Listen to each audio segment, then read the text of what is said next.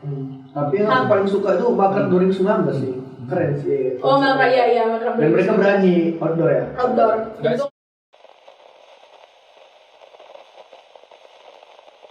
Selamat datang di podcast Krea. Jadi pada hari ini kita telah mendatangkan dua bintang tamu penting, yaitu yang pertama ada Bang Adam Ananta Naufal selaku Ketua Umum Imajinasi, dan juga kami telah mendatangkan Ketua Divisi Minat dan Bakat, yaitu Kak Syarifah Raisa Alia. Jadi kan Bang, ini kan merupakan podcast Krea yang pertama gitu, episode pertama. Ada nggak yang mau Abang sampaikan ke adik-adik, terutama adik-adik mahasiswa 2020? Untuk adik-adik 2020, selamat datang di Ilmu Komunikasi Fisik USU dan selamat bergabung di keluarga besar Imajinasi Fisik USU. Semoga adik-adik betah sama jurusan Ilmu Komunikasi dan ambil ilmunya banyak-banyak. Kalau untuk Kak Alia sendiri, ada pesan nggak untuk mahasiswa yang baru masuk di jurusan kita? Ya, sama kayak Bang Adam kurang lebih. Aku bilang selamat datang aja buat adik 2020, buat semuanya. Baik, tapi terkhususnya untuk anak ilmu komunikasi kusu-kusu ya. Karena kan bawahan ya gitu kan, junior lah, dan jadi keluarga gitu. Selamat datang di keluarga besar mahasiswa ilmu komunikasi kusu-kusu. Itu aja sih. Sebelumnya nih, Bang Adam apa kabar nih? Udah lama kan nggak jumpa kita. Alhamdulillah baik-baik, semenjak Corona kita nggak jumpa ya. Iya. Pandemi ya. Kesibukannya apa nih sekarang Bang Adam? Ya nggak ada sih, magang aja kesibukan aku sehari-hari. Kalau Kak Alia, apa Sama kabar Bang nih? Adam. Sibuk PKL, sibuk kuliah lah pasti kan. Kita masih ada kuliah walaupun online. Itu aja sih. Jadi kan di podcast Krea pertama ini kan episodenya itu temanya selamat datang di komunikasi nih. Jadi yang aku mau tanyain sama abang dan kakak sekalian, gimana perasaan abang pas pertama kali jadi maba di komunikasi USU? Aku gitu. Ya. Kalau aku terkejut sih aku masuk ilmu komunikasi USU karena aku SMA tuh nggak ada tujuan untuk kuliah. Semua yang daftar mama aku gitu. Aku kebetulan aku masuk jalur SBM dan aku lulus di ilmu komunikasi, ya senang lah pastinya. Gak nyangka juga sih aku bisa kuliah di USU gitu. Pas pertama kali masuk PKKMB itu udah memang ada teman atau memang pure sendiri aja gitu? Oh, aku ada teman walaupun sekarang nggak dekat lagi. Dulu aku adalah sama teman gitu. Berarti ada sedikit clash lah, jadi ya. Bukan clash, beda visi misi aja. Oh, nggak searah ya? Iya, nggak searah. Kalau untuk Kak Alia sendiri, perasaannya pas pertama kali tahu Kak Alia itu lulus di komunikasi USU dan pas PKKMB itu emang ada teman atau memang pure sendiri gitu? Kalau aku agak sedikit berbeda ya sama Adam, sorry.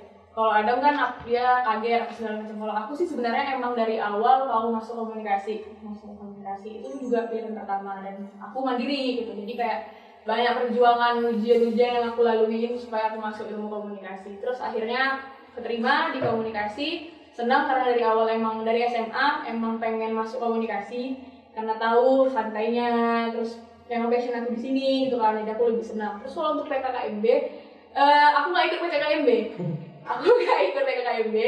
Aku nggak. Jadi kalau tanya kayak udah punya kawan apa belum. Dan hari itu hari pertama kuliah, hari Kamis, aku ingat aku dapat jadwal jam 5 sore kelas ilmu komunikasi, pengantar ilmu komunikasi, dan aku nggak punya kawan. Bahkan aku nggak tahu mana gedung A, gedung B, gedung C, gedung D dan lain sebagainya. Aku tidak tahu. Terus aku kayak bodoh-bodoh gitu ya, masuk kuliah, terus nengokin nyari mana gedung D, mana kelas D22 waktu itu, D22 aku masuk. Kayak aku gak punya kawan, akhirnya aku melintasi satu gedung itu, supaya aku ketemu kawan aku di SMA waktu itu.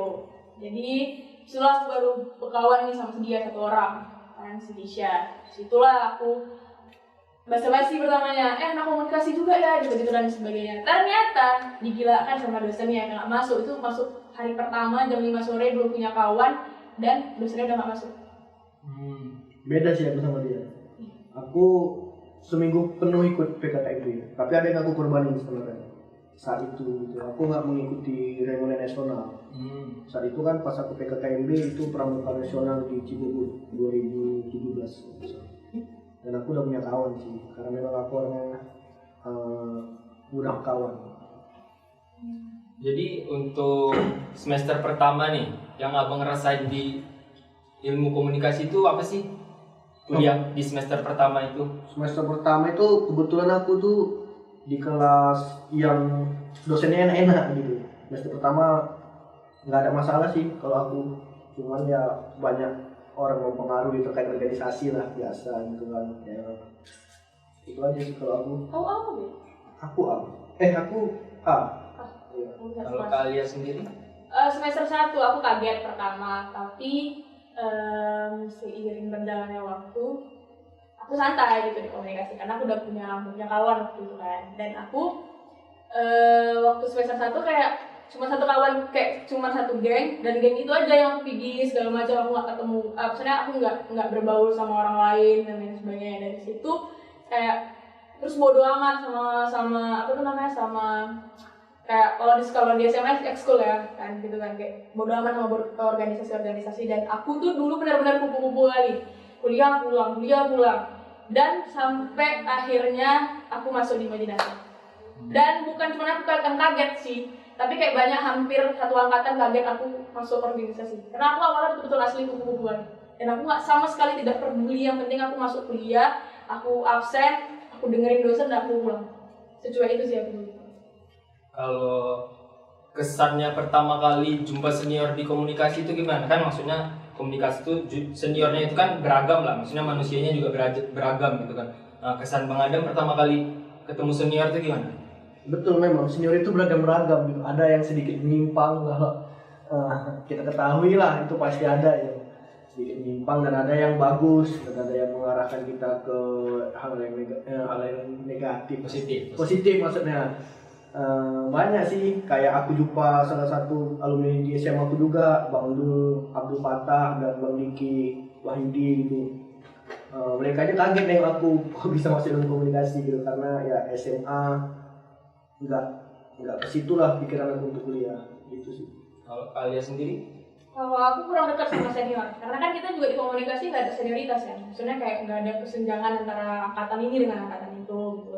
Dan aku udah beberapa ada kenalan aku gitu, kakak-kakak masuk komunikasi, sempat satu sekolah, terus kayak ya udah gitu loh, karena emang aku orangnya juga cuek sama apapun. Aku waktu semester 1 memang gila dengan duniaku sendiri, jadi aku nggak peduli gitu, mau orang ngomong apa, mau misalnya alumni ngajak apa gitu, aku nggak peduli. Itu sih kesalahan aku waktu semester 1 sih aku rasa.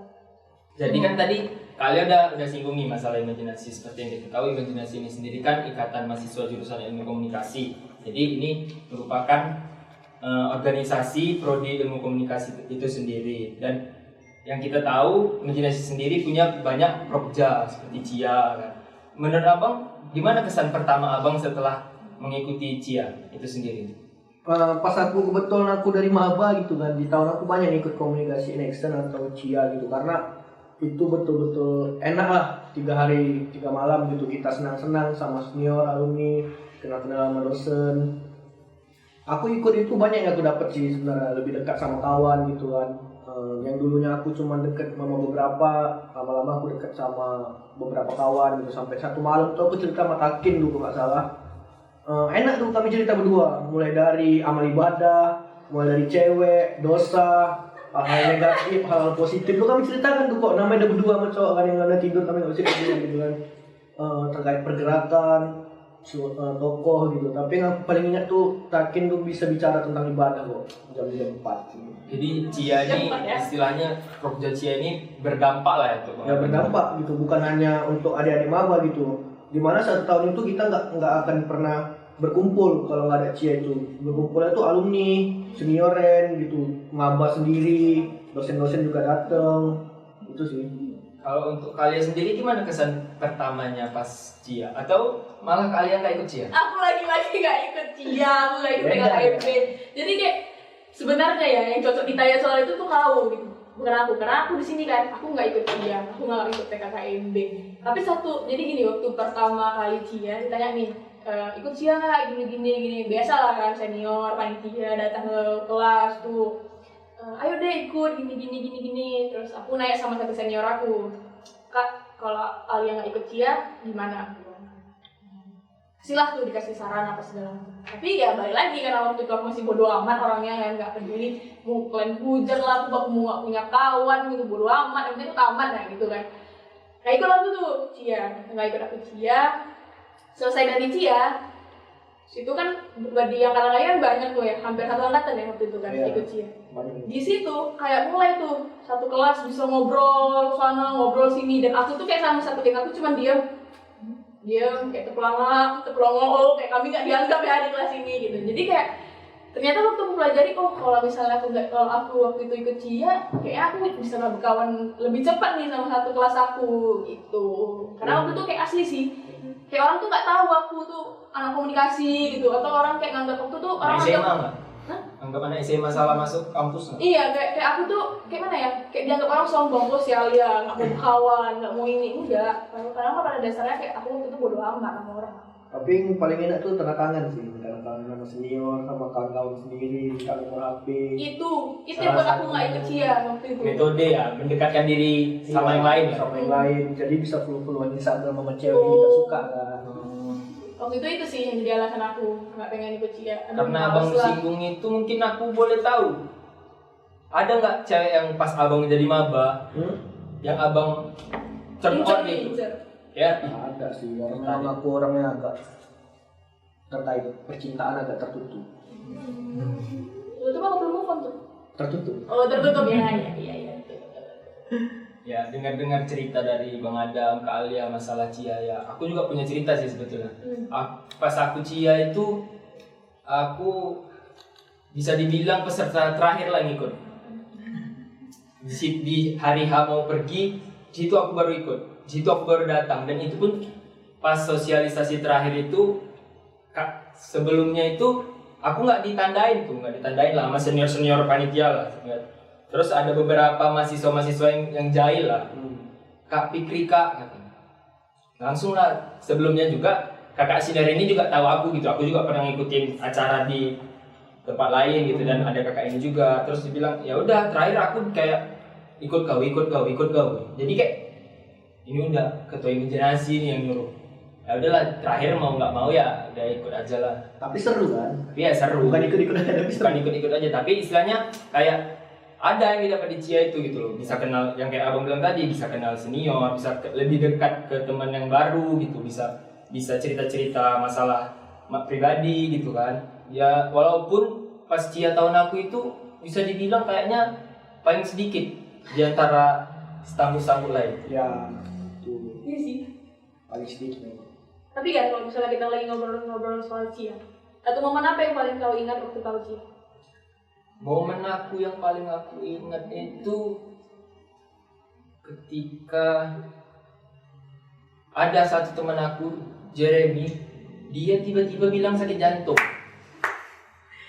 Aku dengar ceritanya Jeremy sakit jantung, terus dia kan nggak ikut agenda acara rundown kan. Jeremy mana? Itu lagi di ruang kesehatan, katanya ada penyakit jantung. Anak ini udah tua atau mana? Udah ada penyakit jantung. Tapi itu kayak lucu sih, maksudnya ya itulah komunikasi. Istilahnya banyak gitu jenis ragam manusia di dalamnya, yang mulai dari yang paling cuek, yang paling peduli, segala macam adalah di komunikasi. Jadi aku rasa ya untuk maba-maba komunikasi ini nggak perlu takut lah nggak dapat teman di komunikasi, karena komunikasi ini kalau bisa dibilang jurusan yang paling merangkul rasaku gitu. Terus kan kalau misalnya kita udah bicara imajinasi, kita udah bicara Cia gitu kan. Bicara Cia tadi mungkin kan ada juga beberapa program selain Cia yang dibawahi imajinasi gitu kan. Kita sebut ada Komkap, ada Kompes. Jadi setelah kita bahas tadi ada pengalaman jadi maba, habis itu bahas pengalaman Cia, seperti yang kita tahu mungkin maba-maba tahun 2020 ini kan juga belum tahu gitu setelah Cia bakalan ada apa, setelah apa bakalan ada apa. Jadi sebelumnya itu setelah Cia itu bakalan ada acara namanya Makrab. Jadi Makrab di sini itu adalah acara dari junior untuk senior, istilahnya kayak ucapan terima kasih lah gitu dari dari junior untuk senior. Jadi kita bakal nanya nih ke Bang Adam dulu lah. Gimana perasaan abang pas pertama kali setelah abang menjalani Cia terus ngadain acara Makrab itu? Yang pertama Makrab ya. Sebenarnya kalau masalah proses terjadinya Makrab itu aku nggak terkejut lah, karena udah beberapa kali mengikuti kegiatan itu juga gitu kan. Tapi yang aku kejutkan itu gengsi kawan-kawan aku gitu. Karena saat itu mereka tuh di otak mereka tuh nggak mau kalah sama anak 2016. Kebetulan kalau nggak salah nih dengar-dengar dari cerita senior gitu kan, aku juga belum masuk. 2016 itu dibuat Istana Koki. Jadi kawan-kawan aku ini kayak berpikir gimana di atas Istana Koki gitu. Ya jatuhlah pada saat hari itu maka kami di Danau Toba. Tuh yang belum tahu Danau itu Danau Toba. Hotel Danau Toba gitu kan. Yang dimana saat itu satu orang berapa ya kontribusinya kita ya? Berapa ya? 350.000 atau 250.000? Pokoknya di atas 250.000 gua. 200.000 kayak. 200.000? Ya kayak gitulah 200.000. Dan itu juga memang aku ngajukan juga jadi ketua. Tapi beruntunglah aku nggak terpilih di situ karena ya namanya juga masih maba kan, belum kompak gitu sih. Tapi ya berjalan sukses sih. Aku rasa sukses karena kawan-kawan juga berhasil menampilkan penampilan terbaik gitu, dimana closingnya alumni dan senior juga ikut berpartisipasi lah, kita bilang kayak gitu. Mungkin Alia yang aktif di situ ya, makrab mungkin Alia yang aktif. Nah, waktu makrab itu disitulah baru pertama kalinya aku aktif di di rangkaian imajinasi lah gitu kan. Karena kan aku Cia nggak ikut, PKKMB aku nggak ikut waktu makrab tuh. Nah waktu makrab sedikit cerita sebenarnya itu kayak aku sombong. Nah karena kenapa aku sombongnya tuh kayak aku ngerasa aku udah biasa kok buat event gitu kan. Jadi aku mau ikut terjun supaya aku merasa aku bisa handle, aku bisa ngarahin lah ini acara mau dibuat kayak mana, dan aku mau perfect waktu itu. Nah kayak Adam bilang kawan-kawannya kawan-kawan di angkatan 17 kami ini mau buat makrab itu jauh lebih sempurna, termasuklah aku di dalamnya gitu. Nah jadi waktu itu aku masuk di divisi acara. Ketuanya Eksa, 2 acara tuh Eksa. Nah jadi waktu itu kami sibuk nih nyari lokasi dan lain sebagainya, dan itu semua lokasi rata-rata hotel semua. Hotel di Toba, hotel apa lagi ya, Santika. Nah waktu pertama kali kami masuk makrab, waktu kami buat nih aku keren, Hotel Toba bintang 5 waktu itu kan, bintang 5 bisa ngadain anak 17 baru kenal, buat bentuk panitia padahal nggak kenal bentuk panitia segala macam. Terus konsepnya ada bagus nih konsepnya, tapi yang buat kecewa waktu itu adalah dekorasinya kayak miscommunication waktu itu gitu ya. Tapi yang aku paling suka itu makrab 2019 sih, keren sih. Makrab makrab. Dan mereka berani outdoor ya. Enggak sih, kalau aku lebih keren makrab 2018 sih. Enggak, makrab kami sih. Udah, makrab udah. Aku jujur 2019. Aku jujur makrab aku. Keren sih. Orang nih nyewa Rambe gitu kan. Pas aku nyanyi nyewa Rambe nyiram kan. Oh iya, ada satu band yang waktu itu aneh gitu ya di angkatan 2019 ya, makrab 2019. Bisa dalam stage. Kau lalu nyanyi. Kuncinya di mana lah ya? Itu waktu makrab tuh banyak kali dari kejadian ceritanya. Terus waktu makrab apa lagi ya? Kalau cerita makrab sih banyak kali yang aku kesalin karena kayak situ semua orang yang sempurna. Yang MC sok minta kamar, di situ padahal Hamin 1 masih ngumpulin duit segala macem di situ lah. Tapi ya udah seperti itu. Tapi di situlah yang maksudnya kerasa lah di situ gitu, barat bakal jadi tahu semua sifat-sifatnya yang stay sampai malam, yang apa segala macam tuh. Tapi di makrab itu lah yang menyatukan satu angkatan waktu itu. Tapi selesai makrab bisa lagi semuanya. Nggak jadi patokan lah ya makrab itu. Setelah makrab ada gabung semua, nggak ada kayak gap lagi. Maksudnya tapi sebetulnya kayak kalau aku ngerasa mau sampai semester 7 sampai tamat pun ya tetap ada gitu loh. Geng itu tetap ada gitu, nggak bakalan hilang gitu kan. Karena itu kan kenyamanan berkawan. Iya. Tapi seru sih masuk. Dan aku tunggu tuh sebenarnya dari tahun 2020 ini adalah makrab dan Cian. Sebenarnya yang aku tunggu ya gitu, karena itu 2 momen yang aku rasa itu tuh bisa menyatukan orang gitu di 2 itu, Cia dan makrab gitu. Itu asli di situ kayak. Tapi tadi aku belum bilang ya, dulu aku pertama kali kos itu di tempat cewek semua. Sumpah. Iya, di mana? Di rumah dosen. Yusu. Itulah kan. Tau lah, namanya orang tua kan, tahu anak kisaran gimana. Ditempatkannya lah di tempat cewek sendiri. Aku ya kadang buka pintu ya nengok jemuran mereka gitu kan. Ya, kayak gitulah. Tapi ada perasaan senang juga tapi kan. Perasaan berdosa ada. Tapi dulu, ini balik lagi ya. Kan misalnya kita cerita makrab. Kami kan satu angkatan nih. Kan? Kami punya cerita beda nih. Kalau Fikri sendiri, waktu makrab kalian kayak mana tuh? Nyusunnya segala macamnya. Karena kayak kuliah kalian tuh kayak memantau ini kami. Oh, anak 2017 hotel. Kami hotel juga nih. Karena aku dengar tuh gitu. Kalau makrab di tahun aku sebetulnya malah di makrab itu kayak lebih cuek sih kalau aku. Kayak gak terlalu tertarik gitu sih. Tapi ya kalau kawan butuh ya hadir gitu loh. Terus di makrab itu juga kan di Grandika itu juga aku di makrab itu aku jadi anggota humas. Sebelumnya pas rapat tuh aku udah ditawarin gitu jadi ketua humas, tapi aku nggak mau. Dengan maksudnya teman-teman kayak bilang, oh Fikri aja nih, Fikri nih, dia banyak kenal senior. Nah, kayak aku terkadang kayak nggak suka aja gitu. Aku malah kayak justru kalian lah yang belum kenal senior. Jadi kalian istilahnya jadi ketua, jadi belajar juga dekat sama senior gitu. Cara berinteraksi lah istilahnya kan dengan senior baru kenal gitu kan. Makanya aku di situ juga aku lebih kayak nolak gitu jadi ketua, walaupun udah kayak dipaksa lah jatuhnya, kayak dipaksa, cuman aku nggak mau gitu. Ya udah, jadi kayak terakhir ya menurut aku sukses acara makrab aku, sampai baju aku nyangkut di atap karena lempar baju. Oh iya. Iya. Mungkin itu senior udah pada pulang tuh, senior udah pada pulang. Ya akhir pas ada DJ angkot lah, DJ angkot kan, tuh nyangkut tuh baju aku, padahal aku nggak sengaja gitu. Aku ngelemparnya ke belakang gitu, tapi rupanya nyangkut ke atap. Ya udahlah, terakhir untung balik gitu bajunya. Kalau nggak balik ya sayang juga gitu duitnya. Tapi waktu di makrab kamu ngerasa nggak sih kalau jadi lebih dekat sama senior, jadi asik-asikan bareng sama senior? Pas makrab aku belum terlalu dekat sih sebenarnya sama senior. Cuman sebatas kayak tahu dan kenal aja. Tapi entah kenapa gitu kayak yang lain nganggap aku itu udah kenal senior dekat gitu, makanya aku disuruh jadi ketua divisi humas. Tapi aku ngerasain sendiri kayak biasa aja sih sebetulnya, nggak deket juga gitu sama senior.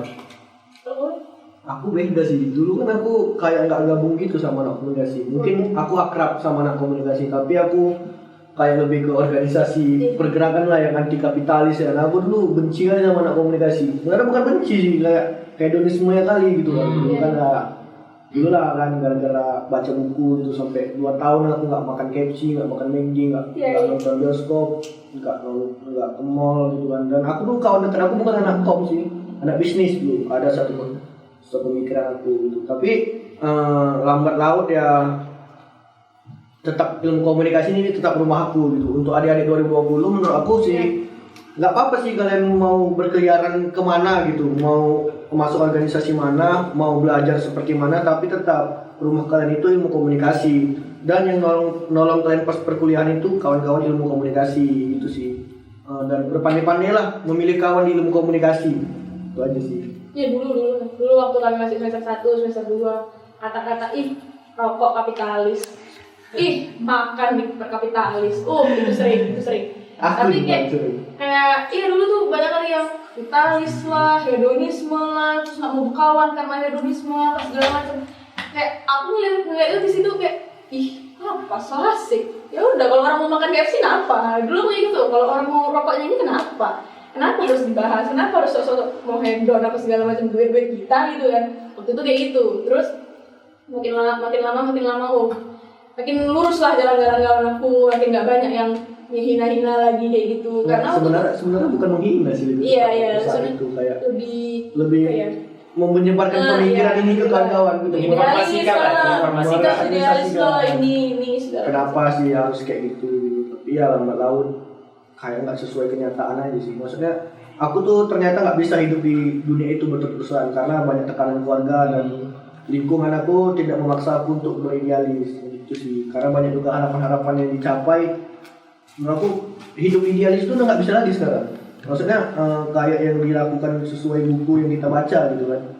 Ada beberapa baca kayak buku Alam Pikir Nani, itu hidup-hidup seperti itu tuh kayak di zaman Tan Malaka nggak sih, terlalu jauh. Zaman Munir dan zaman Uji Tukul. Kalau di zaman sekarang nih kurasa nggak bisa gitu. Ya gimana sih aku menyesuaikan diri aja ke depannya gimana. Situasional lah istilahnya. Ya. Situasional. Jadi kita udah bahas segala macam tadi, dan aku juga nggak mau lupa untuk bahas seperti yang aku kasih tahu tadi, Bang Adam selaku ketua Komkap dan Kak Alia juga selaku ketua Kompres. Pertama kita ke Komkap dulu. Jadi gimana sih perasaan Abang pas pertama kali Abang itu ditunjuk jadi ketua Communication Cup 2019? Pertama kali aku senang gitu dapat kepercayaan untuk menjadi ketua Komkap gitu kan. Prosesnya paling banyak lah, dan yang paling aku ingat itu proses di mana aku hampir dipenjarain. Jujur, aku dulu hampir dipenjarain orang gitu kan, kejar-kejar orang gitu kan, karena salah satu kadip bukan apa namanya, seksi aku tuh salah lah, bukan salah sih, lebih tepatnya belum pernah melakukan hal itu gitu, belum lebih dalam, belum ada pengalaman lah. Jadi ada kayak pack promote gitu kan, dimana dia mempromotin diamond Mobile Legends PUBG gitu, dan itu rupanya penipuan yang di promote kan, dan itu menyebabkan beberapa orang mengejar aku karena selaku aku penanggung jawabnya, dan sempat jumpa juga sama orangnya, sempat hampir mau dipenjarain lah aku gitu. Selama proses menjalani Communication Cup itu sendiri, menurut Abang, teman-teman yang mendukung Abang dan membantu Abang untuk menyukseskan acara itu gimana? Apakah masih ada yang kayak masih cuek, masih belum terlalu kepikiran lah, nggak usah dibantu capek-capek kali lah gitu? Kalau itu tetap ada sih menurut aku. Di setiap kegiatan ilmu komunikasi ada lah manusia gitu, cuman nggak bisa dihilangin.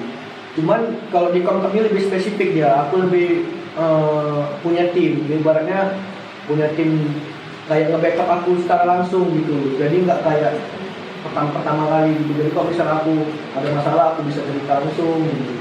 Kalau di Komkap ini sih, khususnya ya saat aku di penjara itu ya aku sama Ali ya jumpai orangnya gitu.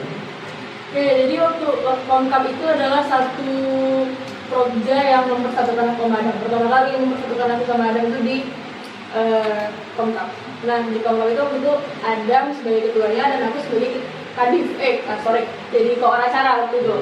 Nah, di koor acara itu aku yang nyiapin konsep segala macam. Nah, aku tipenya bukan tidak percaya sama orang, tapi kayak ya udahlah, daripada orang itu capek atau gak ikhlas atau setengah-setengah ngerjainnya, mending aku. Aku kan orangnya kayak gitu. Jadi waktu Komkap aku merasa capek-capeknya.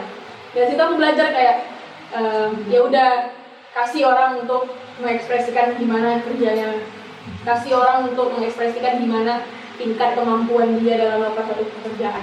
Mungkin ya kayak tadi udah selesai bicara kendala kan, yang Abang rasain setelah udah selesai nih Komkap kan, udah selesai segala macam, perlombaannya semua udah selesai, apa yang Abang rasain? Senang lah yang pasti. Yang pasti udah senang gitu kan, udah lega juga walaupun kendala banyak. Tapi ya saat itu yang paling kesel selain itu sebenarnya pas pertandingan futsal sih lebih tepatnya. Dimana kawan aku salah satunya Yosua itu gak datang gitu, karena aku di situ kami semangatnya gitu kan. Udah kami cuma 5 orang, dia nggak datang. Disitulah mereka kecewa. Tapi senang sih akhirnya makin di situ makin akrab sama kawan-kawan yang lain gitu. Sama alumni gitu kan lebih ke depan. Cuman sayang tahun ini nggak ada ya Komkap, mungkin gara-gara pandemi. Jadi ada khususnya 2019 pun nggak ngerasain sih ya kan Komkap gimana. Insya Allah lah ya tahun depan kalau misalnya udah selesai pandemi dibuat. Iya sih. Karena Komkap itulah pertama kalinya aku bisa bekerja sama angkatan 2018. Suka aku kenal kayak adik-adik, oh ini bisa kerja. Aku lah berarti agak Iya. Itu pertama kali ketemu kamu tuh. Rajin ya Bang? Iya, waktu itu aku ingat kau yang nempel spanduk kan di lapangan. Sendiri. Dan tahun ini seharusnya Komkap tidak terakhir kan? Iya, Komkap itu sebagai masih aktif lah. Iya. Itu sih sebenarnya ketemu kakak-kakak, abang-abang lagi selain sial kebetulan. Di situ ketemu adik-adik yang bisa diajak kerja sama. Di situ baru aku mengenal, oh kalau misalnya aku buat satu proja nih, inilah orang-orang kepercayaan aku di angkatan 2018. Itu sih. Ya kalau aku juga salah satu panitia lah, maksudnya panitia Komkap juga kan. Ya aku panitia Komkap itu seksi PTT kalau nggak salah. Monitoring ya? Ya, itu aku ingat kali aku pas jadwal tanding futsal lah, pas futsal aku bisa dibilang aku yang pertama kali datang di village itu. Iya, aku ingat tuh. Kayak mending aku tidur dulu. Kalau aku tahu yang datang aku yang pertama. Tapi ya di situ juga maksudnya aku ngerasain itu makin lama makin dekat gitu sama senior, makin tahu, makin kenal kan. Ya dan aku pun bangga sih sama Stambu aku, kami bisa menang lomba futsal kan, nggak kayak 17 lah yang istilahnya kayaknya banyak gitu manusianya, cuman kayak ada aja kesibukannya. Iya, yang aku lihat kayaknya 17 itu juga jago gitu kan, tapi kayak kok kayak gini sih, gitu sih aku kalau pas pengungkap itu. Tapi ya mungkin 17 mungkin ada bakat lain selain futsal gitu kan, selain bola, mungkin di badminton atau kayak misalnya nanti misalnya ada kayak lomba catur atau cerdas cermat, mungkin aku rasa Stambu 17 mungkin lebih mengungguli 18 gitu. Waktu itu ada sih 17 menang. Ludo PUBG. Ya, Ludo PUBG. Ya. Itu salah satu prestasi yang bisa dibanggakan lah berarti. Iya. Pertama kali lah. Jadi waktu kalau tadi cerita soal kami jadi panitia ya. Jadi kalau misalnya cerita soal peserta, waktu itu aku ingat, jadi kayak aku sama teman-teman aku cuma mau mendukung anak 17. Waktu itu mata jadi kuliah. yang lain nggak usah didukung lah ya? Iya, karena kan mau mendukung anak 17-nya doang nih kan. Jadi kami izin, udah pakai surat, pakai apa segala macam. Berarti nggak ada yang masuk tuh kelasnya? Nggak semua, satu bidang doang, satu bidang doang. Rupanya lagi kuis. Gara-gara menonton mereka, aku tidak ikut kuis. Futsal ya? Rupanya mereka pun kalah di saat aku menonton. Itu kapan? Pas terakhir? Enggak, tapi nggak tahu. Tapi nggak ada kalahnya pertama kali. Ya udah, itu lagi main. Nggak ada kalahnya. Pas terakhir kali jumpa ini baru kalah. Cuman Enggak, waktu kita jadi peserta. iya, Kita jadi peserta. Peserta kami belum ada. Ya. Hari ini belum ada ya Belum peserta. ada. Belum. Jadi mungkin di situ 17 masih bisa unggul lah ya kan. Mungkin tapi ketika Tapi aku salut sama kalian. iya wajib sih kayaknya. Karena kan waktu itu masih mahasiswa baru, tapi udah lawan alumni, udah sampai final. Kayaknya baru kalian yang pertama kali angkatan maba masuk final. Bisa aku bilang lah, kalau misalnya mau aku cerita tentang prestasi anak dari 2018 ini sebetulnya banyak, nggak dari hanya segi olahraga, mungkin yang akademis juga ada, cuman aku nggak terlalu banyak tahu lah ya sisi akademis. Tapi kalau misalnya olahraga, Stambu 2018 ini salah satu yang istilahnya banyak lah bakatnya gitu kan. Kami juga kemarin itu juara 2, iya juara. Kami pas Porseni atau Fisip Cup gitu kan. Sebenarnya itu bukan juara 2 sih, lebih tepatnya kan. Iya, jadi tim abang juga. iya. Istilahnya itu juara 1 dan juara 2-nya itu dari komunikasi gitu. Oh iya. Juara satunya senior, juara 2-nya anak 18. Dan itu di situ bisa dibilang skor itu kayak dibuat-buat gitu loh. Iya lah. Futsalnya Empat aja ya. 10-8 kan 10-9 gitu. Dan itu di situ posisi Bang Wow tuh, Stambu 14. Itu dia dikasih nyetak gol sampai 6 atau 7 gitu. Itu top skor. Oh iya. Iya. Jadi juara 1, juara 2 top skor kami dapat gitu. Jadi kayak pemain terbaik. iya, pemain terbaik di situ anehnya pemain terbaik itu kayak aturannya pemain terbaik itu kan dari final, dari salah satu tim yang masuk final lah. Ini tak kenapa dari yang juara 3 gitu. Kayak menyayangkan aja gitu sih peraturan dari pelaksananya gitu kan. Jadi sekarang kita langsung bahas ke Kompes ya. Di sini kan Kak Alia juga sebagai ketua Kompes tahun lalu berhasil menghadirkan Ardhito Pramono yang pada saat itu mungkin jadi sebuah lagi hits-hitsnya lah dia di media, terus berhasil didatangkan juga ke Medan, khususnya ke USU. Menurut kakak, gimana perasaan kakak selama menjadi ketua Kompes gitu loh? Satu nggak terbayang. Maksudnya cerita lucu nih sebelum aku jadi ketua di Kompes. Awal aku masuk di Imajinasi itu karena satu. Jadi satu hari sebelum Kompes 2019, aku ngomong di depan Intan sama depan Ica. Tahun depan aku nih jadi ketua Kompes. Bilang, kayak mana caranya? Kita gitu kan. Caranya satu, kau harus masuk di Imajinasi jadi anggota Mika. Oke, aku bilang. Di situ hari oprek Imajinasi periode 2019-2020. Aku langsung masukin CV aku, terus aku langsung masukin satu-satunya divisi yang aku mau masuk itu Mika. Dan semangat kita berarti ya? esai diri aku menjelaskan tentang aku pernah punya pengalaman di bidang event. Oke. Alhamdulillah aku dikasih kepercayaan sama Kak Alfi, sama Kak Siva, sama Bang Antoni masuk jadi anggota Mika di periode tahun lalu. Aku ditanya mau jadi ketua apa, aku langsung milih aku jadi ketua Kompes aku maunya. Oke. Terpilihlah aku jadi ketua Kompes, alhamdulillah. Tapi hari ke hari aku makin ngerasain kayak, ternyata berat ya jadi seorang ketua Kompes, acara besar gitu kan. bukan besar dalam arti skala besar, tapi besarnya kan besar di anggaran, besar di konsep, Tanggung besar jawab. tanggung jawab juga, besar di skala penontonnya ya kan. Awal-awalnya aku merasa percaya diri kan kalau misalnya acara ini bakal sukses, karena satu kuncinya adalah kita itu bisa sukses kalau kita percaya kita sukses. Kalau kita ngejalaninnya, aku harus sukses. Kita nggak boleh nyerah sih jika ada di kayak manapun, di suatu situasi kayak manapun. Makan. Kalau kalau ditanya capek, aku jawab capek. Kalau ditanya pusing, aku jawab pusing. Kalau ditanya pernah nggak sih merasa menyerah, aku pasti jawab enggak. Kenapa? Karena kalau misalnya Itu masih kan, jangan menyerah ya. iya betul. Kalau misalnya Menyerah enggak? Ngeluh sering? iya, ngeluh wajar kan? Ngeluh wajar. Manusiawi itu istilah manusiawi. Gitu. Kalau Yang misalnya nggak ngeluh itu nggak manusia itu. iya, betul. Kalau Kayak misalnya mana nggak nyerah? Support terus. nggak boleh cakap ini apa semana. Makan.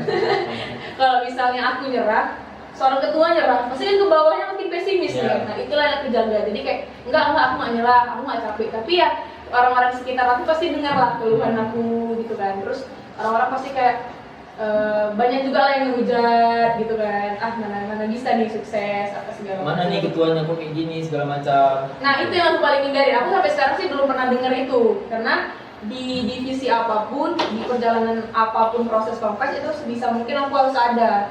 Bahkan kayak tanda tangan sama sponsor sebisa mungkin aku yang tanda tangan gitu, karena aku merasa walaupun aku mempercayakan itu ke satu teman aku, tapi gimana pun caranya, gimana pun ceritanya, ini tetap tanggung jawab aku gitu dan berjalannya konvers ini. Dan aku ngerasa beruntung kali aku punya berapa banyak panitia, itu hampir 100 orang lebih panitianya, dan aku alhamdulillah semua itu bisa berjalan baik gitu. Nggak ada yang nggak ada yang menjatuhkan konvers, nggak ada yang menghina, nggak ada yang bertingkah gitu sampai buat aku kesal atau segala macam. Dan alhamdulillah aku punya orang-orang yang support. Bang Adam kenapa ketawa? Iya. Sedih. Enggak. Apalagi aku juga Nggak ada dimanapun nggak ada sedih ketawa. Enggak ada yang bertingkah tuh enggak ada kayaknya. di proses nggak ada sih, tapi waktu hari H ada gitu lah. Itu pun juga terjadi karena miscommunication. Dan kalau misalnya Makanya itulah masuk komunikasi ya. makanya kalau misalnya pun orang itu bertingkah, ya aku harus introspeksi diri, mungkin aku juga ada salah gitu kan. Kan kita nggak mungkin dengan semudahnya menyalahkan orang lain kan. Kalau misalnya ketuanya udah sempurna, pasti bawahnya sempurna. Berarti kan aku memang belum sempurna gitu kan. Manusia juga nggak ada yang sempurna. Alhamdulillahnya ada kata-kata itu gitu kan, jadi terbantulah. Aku juga punya BPH dan koor-koor yang sportif, yang bisa mendukung aku, yang selalu mengingatin aku untuk apa nih yang bisa kami bantu, jangan semua kau kayak ya alhamdulillah aku punya mereka semua gitu. Apalagi Adam yang selalu standby tiap jam 12 malam, keluar ada McD gitu. Tiap hari aku makan McD buat si Adam. Soalnya aku takut kan, tiba-tiba bunuh diri aja. Gula ya. Soalnya Iya, berat gula. tuh tanggapannya. Kan kalau udah bunuh diri habis makan McD kan udah enak. Oh iya. Udah kenyang dulu lah ya istilahnya, Iya, udah kenyang dulu. Iya punya. Nggak kosong pas bunuh diri kan. Terus punya kawan-kawan satu geng yang sebelumnya nggak pernah jadi panitia, tapi untuk aku mereka jadi panitia. Ada yang sampai minjemin mobil dan minjemin rumahnya. Dan alhamdulillah lah itu bagus semua. Adik-adiknya pun yang angkatan 18 sportif, mau Sportif kali pun. Iya. Apalagi adalah beberapa orang yang aku rasa bisa diangkat dari tim inti, tapi Ada. pasti ada kan yang beberapa yang kayak gitu. Dan alhamdulillahnya aku sempat kira sih, dan aku udah percaya diri kali kalau tiket ini bakal habis. Percaya diri kali. Alhamdulillah kepercayaan diri aku ini dibuat sama Allah yang jadi gitu. Jadi betul-betul apa namanya? Betul-betul habis tiketnya. Alhamdulillah semua datang. Nggak adalah terkendala ya dong ya waktu di hari H gitu. Banyak lah kendala-kendala di hari H, tapi kan itu kendala-kendala yang insya Allah udah terantisipasi waktu itu. Alhamdulillahnya lagi setelah konvers baru ada COVID. Alhamdulillah. Ada syukurnya lah. Istilahnya itu hadiah lah ya, habis konvers lah ya. Langsung diliburkan nih, karena berapa bulan kan Jadi Covidnya pun ngerti, oh nih panitia konvers ini capek nih, butuh istirahat. Abis konvers aja lah COVID ini datang ke Medan nih. Tapi keterusan sih sampai dompet aku yang capek. Kayak aku pernah waktu enggak dalam 1 hari lah, 1 bulan atau 2 bulan sebelum konvers, sampai aku tuh di titik aku pengen kali ngerasa tidur siang. Saking aku dari pagi sampai Enak loh. malam, dari pagi sampai malam aku nggak bisa tidur siang. Kalau kata Kiko, enak tahu. Oh iya, brand mana tuh? Ini nggak boleh sebut brand. Nggak apa-apa. Oke, terus kayak satu waktu tuh aku pengen tidur siang, jadi aku pulang, aku nipu beberapa orang, nipu Adam, nipu siapa. Aku bilang aku mau ketemu sama satu sponsor, padahal aku pulang Nggak lama rumah. lagi nikah kamu. Gitu. Dan aku bilang aku mau tidur siang, rupanya di jam berapa dari line masuk telepon, dari WhatsApp masuk telepon, dari pulsa itu masuk telepon, sampai aku bingung ini mana duluan yang harus gua angkat. Terakhir aku nyerah, aku bilang aku kayaknya harus balik ke kampus, nggak bisa aku tidur siang. Oke, pulang aku balik ke kampus, aku menyelesaikan lagi semua, mulai dari penjualan tiket, mulai dari PTT beberapa ada yang aku bantu, tapi lebih banyak Adam. Terus konsep acara banyak juga yang dibantu dan lain sebagainya. Iya. Dan gitu lah. Iya kan memang iya. Oke. Terus banyaklah cerita sampai akhirnya ya itu COVID-nya datang untuk buat aku istirahat tapi keterusan. Mungkin satu cerita yang paling kakak ingat lah selama proses Confess itu, dari awal dibentuk panitia sampai gimana nyari uangnya, terus sampai terlaksana lah. Yang sakit apa yang bahagia nih? Ada dua Terserah nih. sih, terserah. Yang paling kakak ingat lah, maksudnya yang paling berkesan apa yang berkesan? Yang Ada paling yang berkesan. nangis atau yang mungkin kayak udah nggak bisa hidup lagi, udah capek ngadapin panitia-panitia Confess ini. Jadi satu waktu kami mau beli tiket pesawat. Waktu nengok di Traveloka masih 1,1 juta perginya. Udah diingetin nih, udah beli tiket, minta nama-nama list artisnya segala macem, kita urus. Kirain dan terbeli lah tiketnya. Sampai ditanya follow up, tiket pesawat udah dibeli? Belum. Kak diam. Ya udah, cek lagi di Traveloka. Udah naik 2,3 juta. Ya. Menangislah kakak di situ. Dan kakak sih, temen kakak menangis itu. Karena kakak kayak dobrak pintu lah kan. Kayak rasanya aduh ya Allah. Dari 1,1 jadi 2,3 ya kan. Udah bingung Tunda-tunda lagi. ya, ditunda-tunda ya. Udah bingung. Pagi, siang, sore, malam nggak tidur. Masuklah ya kan. Itu apa namanya? Yang depan ada huruf K. Pemikiran. Ayo. Konsep Bukan lagi. Apa? Indonesia pintar ini cerita. Enggak, si Astrid apa namanya? Kontroversi apa sih, Mbak? Wah. Apa sih? Konspirasi. Konspirasi. Ya Iya. Di sini nggak aktif ya, Bun, penontonnya. Ya. Konspirasi dibilang Kak Astrid jam 4 pagi tuh tiket murah. Ya, buatlah dari jam 12 Suruhnya malam. orang begadang ya. 12 malam buat alarm, Kak Bang Adam, Kak Ica, Kak Intan, hampir semua orang buat alarm jam 4 pagi, jam 5, jam 3. Rupanya tiketnya nggak turun-turun. Nggak turun-turun sampai konspirasi ya. sampai hopeless. Masuk Bang Agung. Kalian kok nggak ngomong? Saudara aku kan kerja di tiket pesawat yang waktu itu emang diminta sama si artis. Itulah langsung punya harapan baru. Ternyata lebih murah jadi 1,9. Tiba-tiba dibeli tiket, udah seneng nih, harganya turun. Masuk Traveloka 1,4. Meraung-raung lah kakak Bang Adam sampai dengan kegilaannya tuh yang kan keluar ke toko Lumayan sih itu 500.000 satu Kenapa tiket. sekarang katanya segala macam. Itu sih yang paling berkesan selama kakak jadi ketua. Ternyata memang waktu itu sangat ada bocor ya guys. HP-nya bisa disimpan ya Bun. Di situ tuh kayak barulah mulai ngerasain kok memang waktu itu berharga kali ya. Gitu. Tapi berharganya tuh berapa ratus ribu tuh lumayan ya. Mungkin aku mau sedikit bertanya nih ke Bang Adam. Dari tadi kalian menjelaskan dari awal sampai akhir perjalanan Confess, aku melihatnya Bang Adam ketawa-tawa gitu loh. Ini Kayak cerita lain nih. ada cerita tersendiri gitu selama proses Confess ini berjalan. Enggak, aku sih lebih ke terima kasih banyak ke Confess sih. Karena yang pertama, gara-gara Confess ini aku sebelumnya bisa bilang bekerja di salah satu agensi artis yang di Medan gitu kan. Di Confess ini juga aku lebih dekat ke kawan-kawanku. Di Confess ini juga istilahnya memahami tentang percintaan. Di Confess ini belajar arti capek gitu kan istilahnya ya. Banyak sih orang sepele gitu sama aku sendiri gitu. Karena ya pertama aku nggak percaya diri gitu bermain bersama orang-orang Alia gitu, karena di mana orang Alia itu kan anak semansa Medan nih gitu kan. Karena terlabel itu. iya terlabel itu. Sebenarnya aku nggak masalah sih sebenarnya gitu kan, karena aku orangnya bodo amat sebenarnya. Cuman ya karena kadang kan juga merasa insecure itu bukan karena apa, karena aku harus bergaul dengan cara mereka nih gitu. Karena kalau gunakan cara aku juga nggak terpakai kan, karena cara aku nggak terpakai di mereka. Iya, karena jujur sebenarnya aku sama Alia ini nggak satu pemikiran gitu. Banyak hal-hal yang kami diskusikan karena dan aku juga banyak mengalahnya gitu. Oh yaudah nggak apa-apa, aku ikuti dia. Jadi Mikat ini menyatukan kedua insan lah ya. Iya, man. Ada 3 loh Mikat ini. Enggak, maksudnya kan di sini satu lagi. Iya. Di Kompes itu sebenarnya banyak perdebatan sih, mulai dari tiket pesawat, artis,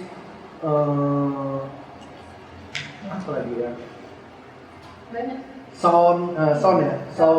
Tempat mungkin tempat. Ya, tempat juga gitu kan. Banyak lah, tapi ya kalau menurut aku Kompes tuh harus kalian coba sih. Iya. Lebih tepatnya ke adik-adik yang 2018 2019, walaupun tahun ini nggak ada gitu. Mungkin tahun ini 2018 nya nggak bisa menjadi panitia seperti kami gitu kan. Kalian bisa, khususnya yang di Mikat, bisa membimbing adik-adik untuk 2019. Karena menurut aku itu modal yang bisa kalian gunakan. Jadi aku kayak aku sama Alia dan Ica, Intan yang ada di sini gitu kan. Misalnya dikasih uang 200 juta gitu, 200 juta, aku merasa berani menggunakan artis gitu. Jadi aku nggak takut lagi. Paling kita cuma ngetim lah, tim yang kita butuhkan. Udah ada dasar lah istilahnya. dasarnya. Jadi nggak perlu takut lagi harus gimana ke depannya gitu. Itu aja sih, dan aku kayak melihat penonton itu senang dengan acara kita tuh kayak udah semua capek terbayarkan lah istilahnya kan. Enggak juga sih, karena aku juga ngerasain. Iya, enggak juga sebenarnya, karena kan berbeda. Kalau kita di Kompes ini kan kita nggak dapat uang. Iya.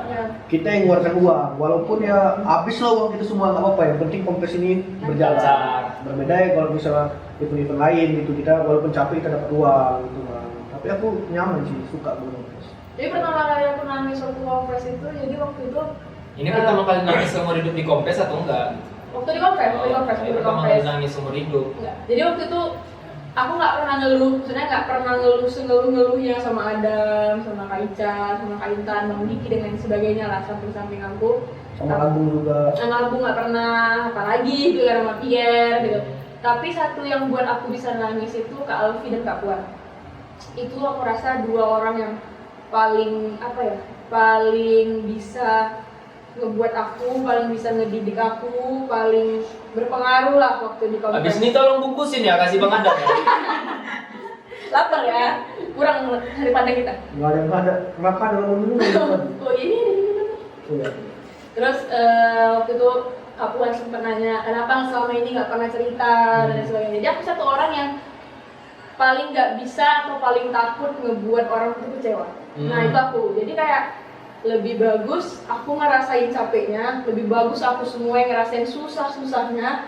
Orang yang lain nggak usah lah. Orang yang lain nggak usah, orang yang lain itu cukup ngelihat, cukup ngerasain bahagianya aja. Jadi waktu itu Kak Puan sempat nanya, kenapa sih nggak mau cerita? Kata dia, Kak, kenapa sih nggak aktif untuk cerita ke kami gini-gini? Aku selalu bilang, kalian takut Kak, aku bilang gitu. Kalian takut apa yang kalian lakukan itu ngecewain orang kakak, aku bilang gitu. Kalian takut, dan kalian juga takut misalnya kayak misalnya nih kan kadang ada orang yang tidak menerima gimana cara kerjanya mereka gitu kan. Nah aku tuh takut Kak Puan sama Kak Alfi tuh tidak menerima gimana cara kerjanya ke orang-orangku. Nah waktu itu, sedangkan kan aku tipe orang yang ya misalnya si Adam mau bilang aku mau buat kayak gini, ya udah Dam, itu bisa mensukseskan Kompes nggak? Bisa, oke, ya udah. Karena aku yang penting satu, orang itu bisa apa yang mereka buat bisa mensukseskan Kompes.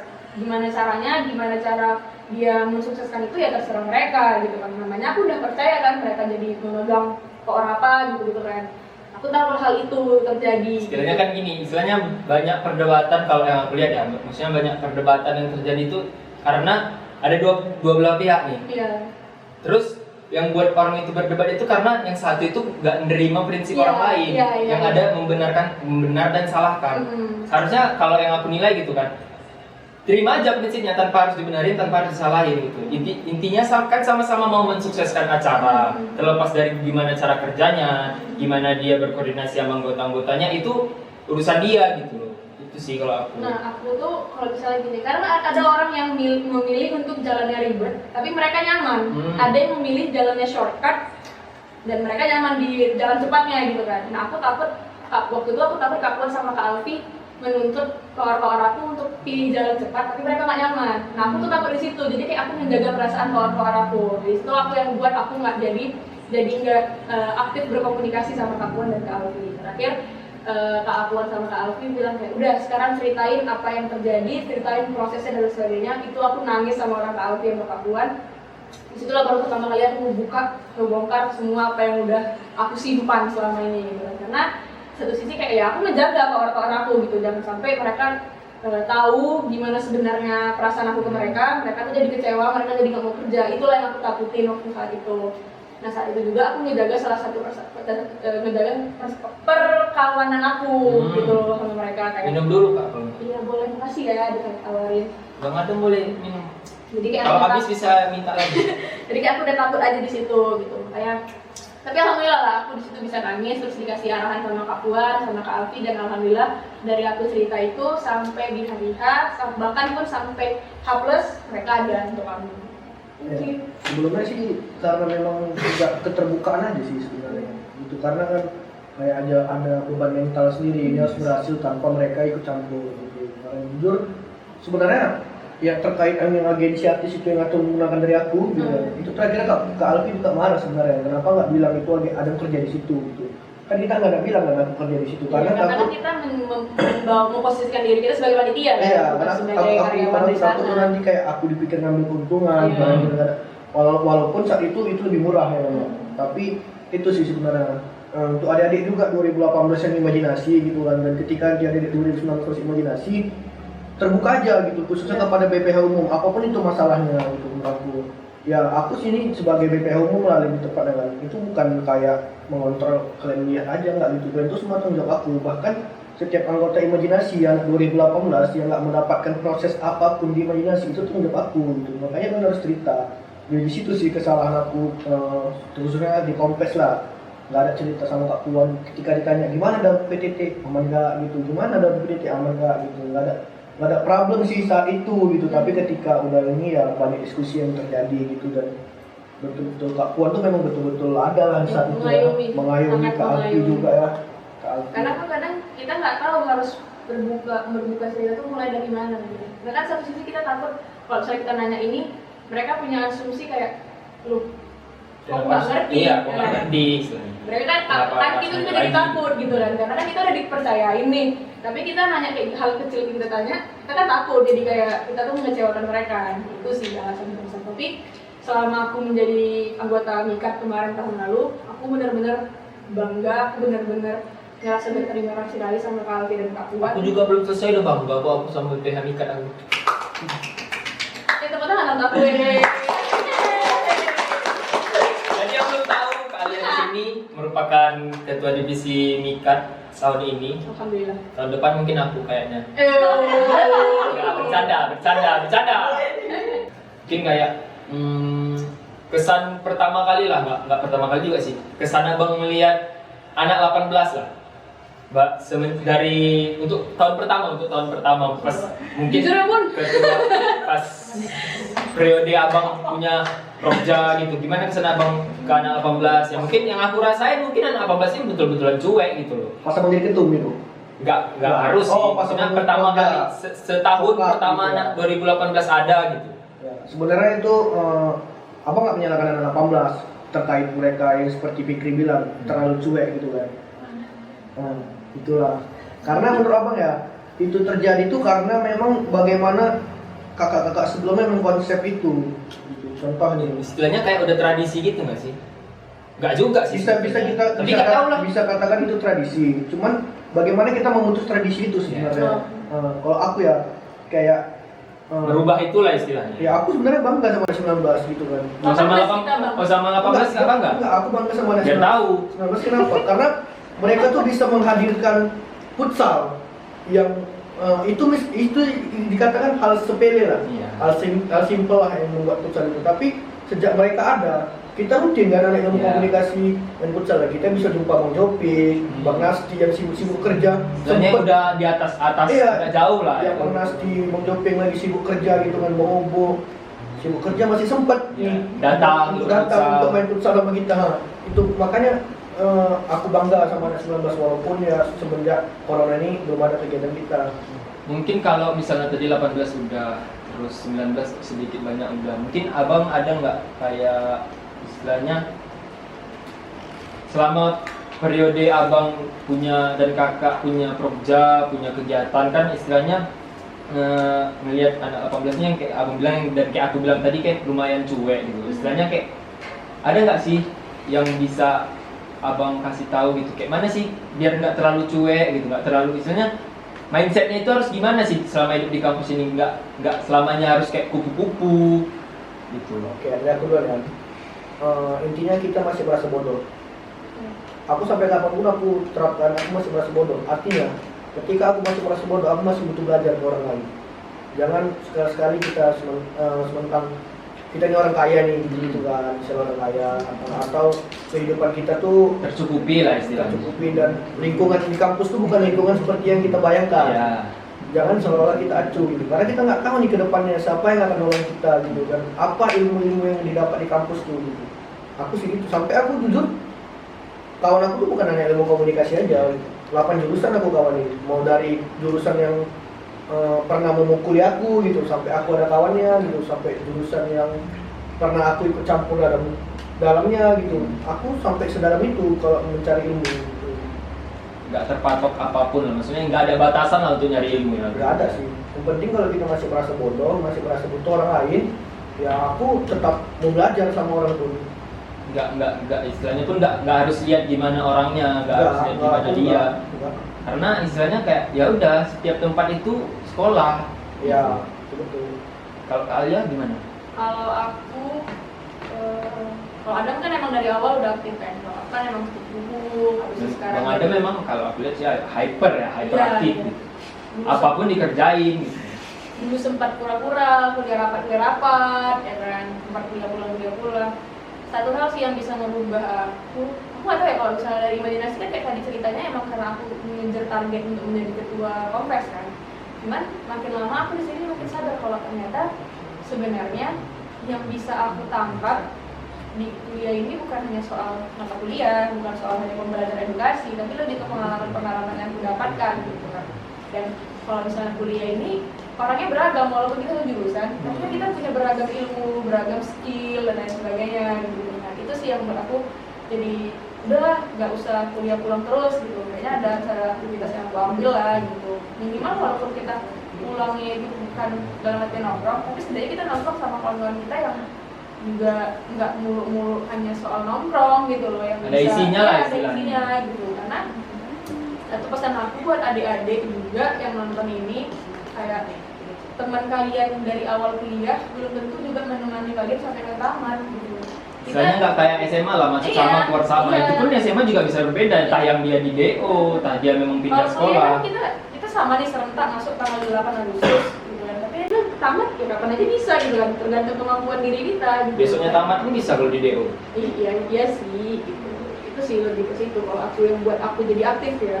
Karena aku merasa kayak lama-lama aku tuh capek juga gitu loh, kalau kuliah pulang gak ada aktivitas, kayak aku hidup hanya sekedar untuk hidup tapi gak ada arti Istilahnya gitu. apa bedanya sama SMA gitu ya? Kalau aku sih kayak nilainya gini loh. Aku pernah dengar kawan aku, tahu orang lah ngomong gitu. Istilahnya kuliah ini kenapa IP cuma 4? Kenapa di sekolah itu ada 10? IP itu cuma sampai 4, 6 itu dicari di luar. Iya. Ikuti berbagai event yang bisa memunculkan bakat, mengasah bakat gitu. Jadi istilahnya kayak kuliah ini nggak muluk IP, tamat, toga, wisuda, segala macam, dapat kerja langsung. Kuliah sambil kerja juga bisa, tapi jangan sampai kerja itu istilahnya mengganggu kuliah, karena mau gimana pun pendidikan itu juga penting gitu kan di masa sekarang. Karena istilahnya kayak sekarang itu makin modern lah istilahnya, makin modern segala macam. Dan dari COVID sekarang ini aja, yang dulunya kita bisa tatap muka, sekarang kuliah harus online, nggak bisa pukul-pukul kawan di kampus, nggak bisa jumpa, nggak bisa ke kantin seberang. Mungkin itulah yang bisa kita bincangkan pada hari ini, bisa kita bicarakan mengenai satu dan lain halnya. Mungkin sebelumnya juga terima kasih buat Bang Adam selaku ketua imajinasi dapat menyempatkan waktunya waktunya untuk berhadir di podcast Krea episode pertama, juga untuk Kak Alia. Terima kasih udah bisa hadir di podcast Krea pertama kita ini. Mungkin kedepannya doakan terus podcast Krea ini bisa sukses, MC-nya bisa lancar ngomong, Amin. persiapannya bisa lebih cepat, Amin. dan yang diomongin juga bagus dan beredukasi gitu. Jadi untuk mahasiswa baru juga mungkin tahun depan kalian bakalan kuliah offline mungkin kan. Jadi kalian juga bisa merasakan apa yang tadi dibilang Bang Adam, dibilang Kak Alia, gimana sih kehidupan di kampus itu.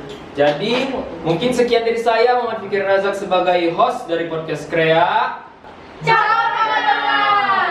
Terima kasih atas atensi dan perhatiannya. Sampai jumpa di episode 2.